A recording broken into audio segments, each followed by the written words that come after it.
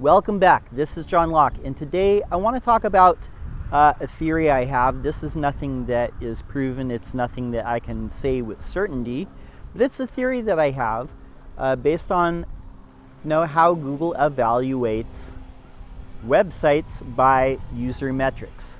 Now, in a video that I'm going to do, it'll probably be the very next video in this series. Google has said before that bounce rate is a bad metric to judge by. But they have also said that they are able to track the experience end to end. And, it just got me really thinking about this.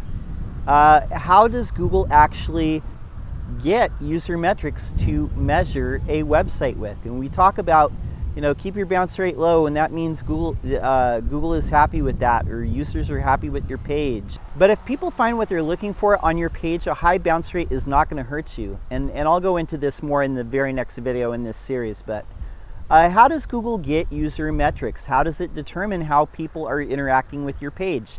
Well, if you look at pieces of software like Crazy Egg or Hotjar, they can actually record how people interact with the page. They can actually record the visits, and you can actually see what people do. You can see where they scroll, where they stop. You can watch them. You can see where their mouse moves. So how would Google do that? It seems really simple. If Crazy Egg and Hotjar can do it, then how could Google do it? Well, we know for a fact that Google Analytics is not on every website in the world. And in fact, Google Analytics is only on about half the sites that exist out there. So if Google Analytics is only on 50% of all websites, that's an incomplete picture if Google is using their analytics to measure user data. So that Google Analytics is probably only there for you, the users. It's probably not there for Google itself to get data from. And they've gone on record and said that before, that they don't use that for tracking. And I'll try and find a link and put that in the show description as well. So it really got me thinking, how would they measure user data? Actually, people using the site, how would they do it? The only logical conclusion that I can come to is that they use the Chrome browser to measure what people are doing on your website. That's the only logical conclusion that I can come to.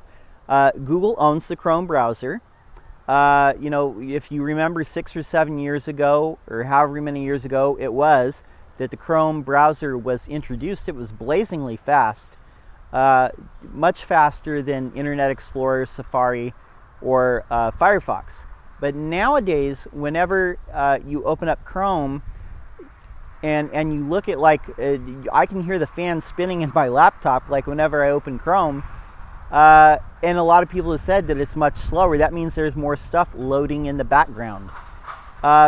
So not to say that Google is spyware, or Google's products are spyware or whatever, but it would make sense that if you are a search engine and you want to get real user data on how people are interacting with websites, then if you have your own browser, then you can collect data on, millions, if not billions of websites, and very easily judge if people are happy with the website or the pages on that website or not. And they wouldn't have to have Google Analytics. You could just get a selection of that from the Chrome browser, because I think it's 40% of all people or all usage on the internet is through Chrome right now. So that would make a lot of sense. Let me know if this is some BS conspiracy theory, or let me know if that actually makes sense. Again, it's nothing that I can confirm, but it is an interesting theory. I would love to know what you think. My name's John Locke. My business is Lockdown Design and SEO, and I'm here every single day making videos on SEO. I'll be here tomorrow. Until next time, peace.